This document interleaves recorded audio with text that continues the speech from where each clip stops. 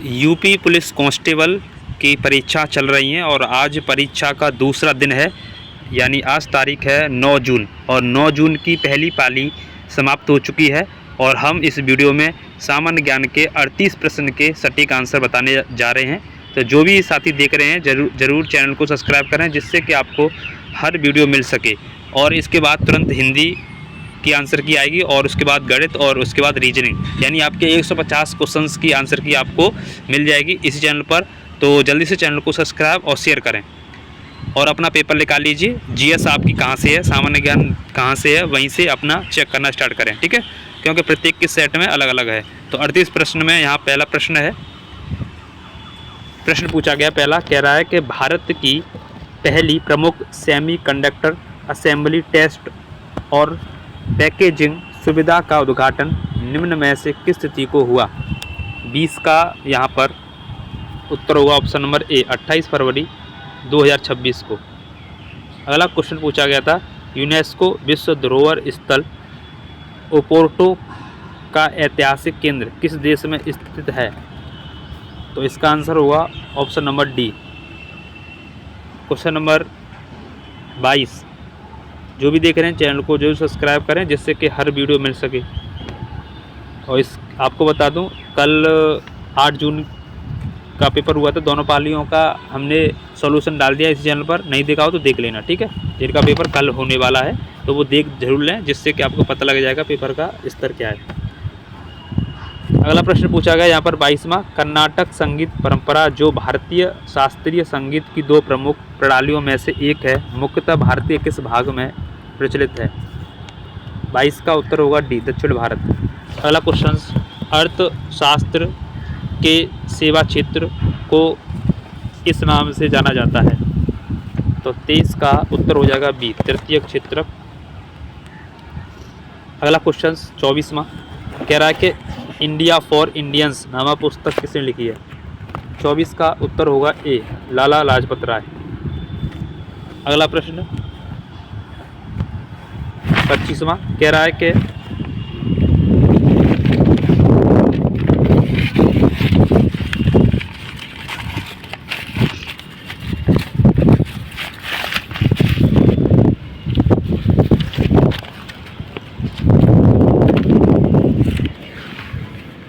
पच्चीसवां प्रश्न कह रहा है,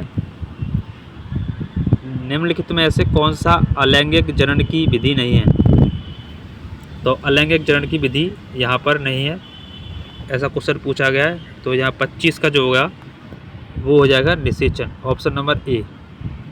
अगला क्वेश्चन, महाराणा प्रताप और अकबर की सेनाओं के बीच लड़े गए प्रसिद्ध युद्ध का युद्ध स्थल है। तो सब जानते हैं हल्दी घाटी हुआ था 1576 ईस्वी में, जिसमें अकबर हारानी, माफ़ कीजिए, महाराणा प्रताप हारे नहीं और अकबर जीता नहीं, ठीक है। अगला क्वेश्चन 27वां, कह रहा है उन्नत कृषि महोत्सव 2026 प्रदर्शनी और प्रशिक्षण किस भारतीय राज्य में आयोजित किया गया था। 27 का यहाँ पर ऑप्शन नंबर ए, मध्य प्रदेश। तो जो भी देख रहे हैं चैनल को जरूर सब्सक्राइब करें, जिससे कि आपको वीडियो मिल सके। यहाँ जीएस के बाद तुरंत आपको हिंदी और गणित और रीजनिंग सभी की वीडियो मिलेगी, इसीलिए शेयर और चैनल को सब्सक्राइब करें। 28वां प्रश्न यहाँ पर पूछा गया है, प्रत्येक वर्ष अंतर्राष्ट्रीय श्रमिक दिवस कब मनाया जाता है। तो यहाँ उत्तर सही हो जाएगा ऑप्शन नंबर 1 मई को। तो मैं आपको बताऊं, दिवस से हर शिफ्ट में, कल 2 शिफ्ट में एग्जाम हुआ था, तो वहाँ 2-2 प्रश्न पूछे गए थे दोनों शिफ्टों में दिवस से। तो आप लोग अच्छे से याद कर लो, जिसकी आगे आने वाली शिफ्टों में एग्जाम है 2 से 3 प्रश्न यहाँ पर दिवस से आ रहे हैं, एक बार रिविजन कर लें अच्छे से। अगला प्रश्न यहाँ पर, तो उत्तर यहाँ पर 28 का ए सही हो जाएगा। अगला प्रश्न यहाँ पर पूछा गया है 29वां, कह रहा है कि कौन सी गैस को आमतौर पर लाफिंग गैस के नाम से जाना जाता है।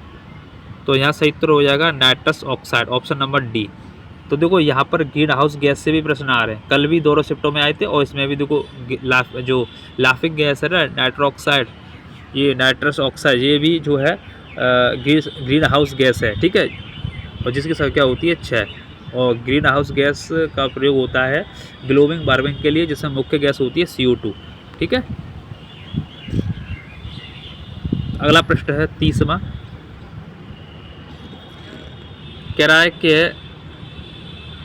C6 एनर्जी के उत्पाद जैसे कि फिल्में, कोटिंग्स और स्ट्रॉ मुख्य रूप से इन्हें बदलने के लिए उपयोग किए जाते हैं। 30वां प्रश्न है, तो यहाँ डी से होगा एकल उपयोग वाले प्लास्टिक, डी से हो जाएगा। अगला क्वेश्चन कह रहा है कि भारत के किस क्षेत्र में संतूर वाद्य यंत्र परंपरागत रूप से बजाया जाता है?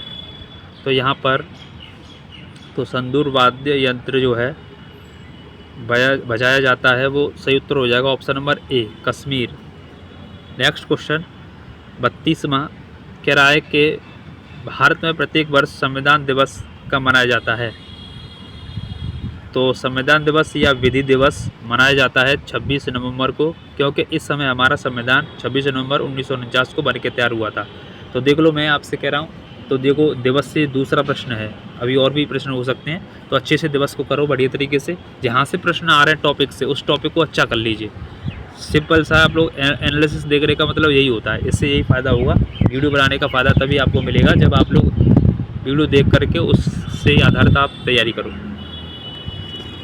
33वां प्रश्न यहाँ पर है, पूछा गया है कि श्री अब्दुल गनी अब्दुल्ला भाई कुरैशी को 2008 में किस पुरस्कार से सम्मानित किया गया था? 33वां का यहाँ पर आंसर होगा ए, कबीर पुरस्कार दिया गया था। अगला प्रश्न, जो भी देख रहे हैं चैनल को जरूर सब्सक्राइब करें जिससे कि आपको हर वीडियो मिले। इसके बाद तुरंत आपको हिंदी की वीडियो मिलेगी और उसके बाद तुरंत ही आपको गणित और रीजनिंग की। अगला प्रश्न कह रहा है कि भारतीय अंतरिक्ष अनुसंधान संगठन यानी इसरो की स्थापना कब हुई? तो यहाँ सब जानते हैं 15 अगस्त 1969 को। अब तो अगली बार पूछ सकता है कि इसरो का मुख्यालय कहाँ है, ठीक है, बेंगलोर में, तो ध्यान रखना है। और चेयरमैन भी पूछ सकता है कौन है, वी नारायणन इसके चेयरमैन है अभी प्रेजेंट में। अगला क्वेश्चन है, तो यहाँ पर 34 का बी सही हो जाएगा। 35वां प्रश्न है, कह रहा है कि मद्रास नेटिव एसोसिएशन की स्थापना हुई थी, कब हुई थी? तो यहाँ पर 1852, डी ऑप्शन। अगला प्रश्न, क्षेत्रफल की दृष्टि से निम्नलिखित में से कौन सा भारत का सबसे बड़ा सौर पार्क है? तो यहाँ बी भादला सौर पार्क सही होगा। अगला क्वेश्चन यहाँ 37वां, कह रहा है कि कौन सा संगठन भारत में वार्षिक सकल घरेलू उत्पाद का पहला अग्रिम अनुमान जारी करता है?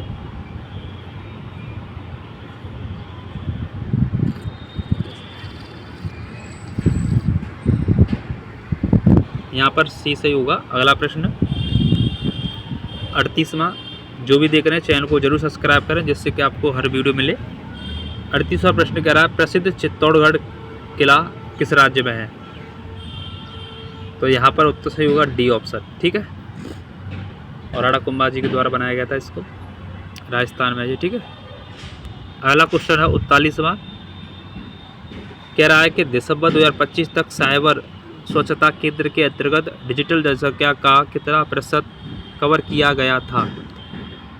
39वां प्रश्न है 98% सही होगा। अगला प्रश्न कह रहा है कि भारतीय संविधान की प्रस्तावना में प्रयुक्त शब्द बंधुता किस बात को सुनिश्चित करना चाहता है? 40 का उत्तर ए सही हो जाएगा, व्यक्ति की गरिमा और राष्ट्र की एकता और अखंडता, ए सही होगा एकदम। नेक्स्ट क्वेश्चन 41वां, कह रहा है कि 2026 में आई आधारित भाषा मॉडल भारत जेन को निम्नलिखित का समर्थन करने के लिए डिजाइन किया गया है। तो 41वां प्रश्न का उत्तर बी सही होगा, 22 से अधिक भारतीय भाषाएं। अगला क्वेश्चन कह रहा है, लक्षद्वीप द्वीप समूह किस सागर में है? तो यहाँ पर सही उत्तर होगा लक्षद्वीप जो है अरब सागर, 42 का ए। अगला क्वेश्चन, जो भी देख रहे हैं चैनल को जरूर सब्सक्राइब करें भैया जिससे हर वीडियो मिले आपको। तो 43वां कह रहा है कि द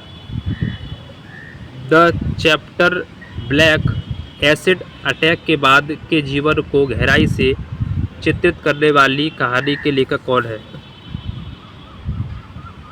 तो यहाँ पर 43 का सी सही हो जाएगा, बुशरा रहमानी।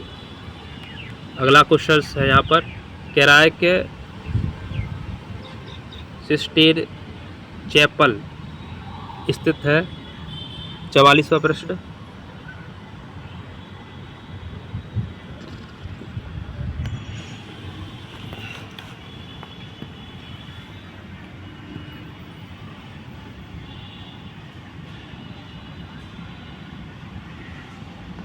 तो यहाँ पर डी सही हो जाएगा इसका। अगला प्रश्न है 45वां, कह रहा है कि जनसांख्यिकी संक्रमण के तीसरे चरण के, माफ़ कीजिएगा इसका आंसर जो होगा वो सी। ठीक है। अगला क्वेश्चन 45वां कह रहा है कि जनसांख्यिकी संक्रमण के तीसरे चरण के दौरान क्या होता है। तो ए उत्तर सही होगा इसका, प्रजननशीलता और मृत्यु दर में उल्लेखनीय गिरावट।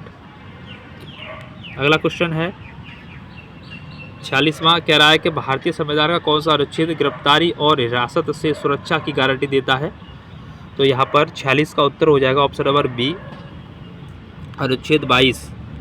अगला क्वेश्चन कह रहा है कि बुद्ध बनने से पहले सिद्धार्थ गौतम की पत्नी का क्या नाम था।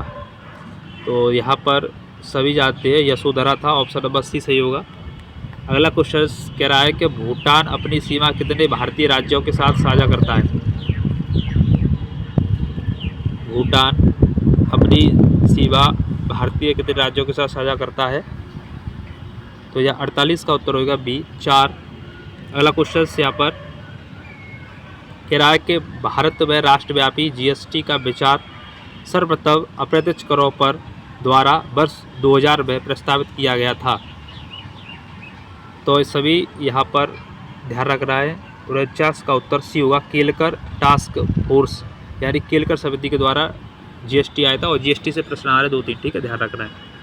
जीएसटी दिवस भी पूछ सकता है 1 जुलाई को। और जीएसटी किस अनुच्छेद में आता है, तो 246 के ए में आता है। और जीएसटी परिषद 289 के ए में आती है, ठीक है। और जीएसटी कैसा कर है, अप्रत्यक्ष, तो ये आपको ध्यान रखना है। 50वां प्रश्न यहाँ पर कह रहा है कि प्रशासनिक सुविधा के लिए उत्तर प्रदेश का आगरा जिला कितने विकास खंडों में विभाजित है। तो 50 का यहाँ पर सी होगा, 15, ठीक है। अगला 51 वाला प्रश्न कह रहा है कि फी पुरस्कार किस क्षेत्र में उत्कृष्टता के लिए दिए जाते हैं।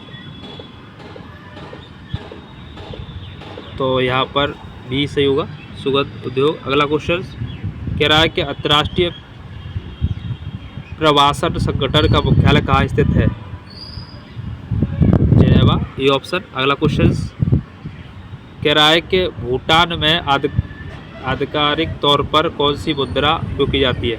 सब जानते हैं, ऑप्शन नंबर ए सही हो जाएगा इसका, भूटानी एंग्लोट्रम। अगला क्वेश्चन, जो भी देख रहे हैं चैनल को जरूर सब्सक्राइब करें जिससे कि आपको हर वीडियो मिल सके। सभी मित्रों को शेयर करें और आगे आने वाले शिफ्टों वाले जरूर देखें कि पेपर का लेवल कैसा है और इसी हिसाब से आप तैयारी करें। ज़्यादा टॉपिक्स को टच ना करें, बस इन्हीं जो टॉपिक्स पूछ रहे हैं उन्हीं को ध्यान रखें। तो 54 वाला प्रश्न यहाँ पर पूछा गया है, कह रहा है कि निम्न कितने में से कौन सी भारतीय फिल्म ऑस्कर 2026 में सर्वश्रेष्ठ अंतर्राष्ट्रीय फीचर फिल्म श्रेणी के लिए शॉर्टलिस्ट की गई थी। 54, तो 54 का यहाँ पर option number B, home bound. अगला क्वेश्चन 55 वाला कह रहा है, निम्न के में से कौन सा दस्तावेज भारत से वस्तुओं के निर्यात के लिए आवश्यक है। तो यहाँ सी, आयात निर्यात कोड। और 56वां प्रश्न, जो भी देख रहे हैं जल्दी से सब्सक्राइब जरूर करें। कह रहा है कि भारत में गुलाबी क्रांति का संबंध है। तो गुलाबी क्रांति, तो 56 का यहाँ डी हो जाएगा, मांस और मुर्गी प्रसंस्करण से। तो यहाँ पर क्रांतियों से प्रश्न पूछ रहा है, ध्यान रखना। कल भी पूछा गया था तिलहन क्रांति संबंधित तो आप लोग ध्यान रखना, क्रांतियों से प्रश्न आ रहे हैं, याद कर लेना। और जी अब जीएस का यानी सामान्य ज्ञान का लास्ट प्रश्न है, पूछा गया था, क्या पूछा गया, कह रहा है कि विश्व बॉक्सिंग फ्यूचर्स कप 2026 का आयोजन कहाँ हुआ था? तो 27 का यहाँ सी बैंकॉक। तो हमने आपको यहाँ पर आंसर बताने का प्रयास किया। किसी प्रश्न में कोई आपत्ति है, लगता है आपको ये प्रश्न का आंसर ये होना चाहिए, तो कमेंट जरूर करें। बाकी सभी शेयर करें, चैनल को सब्सक्राइब करें, और कोई सजेशन हो वो भी कमेंट करें। और बाकी अगली वीडियो हिंदी, गणित और रीजनिंग की आने वाली है। ठीक है, वीडियो देखने के लिए बहुत धन्यवाद। जय हिंद, जय भारत, वंदे मातरम, जय सीताराम।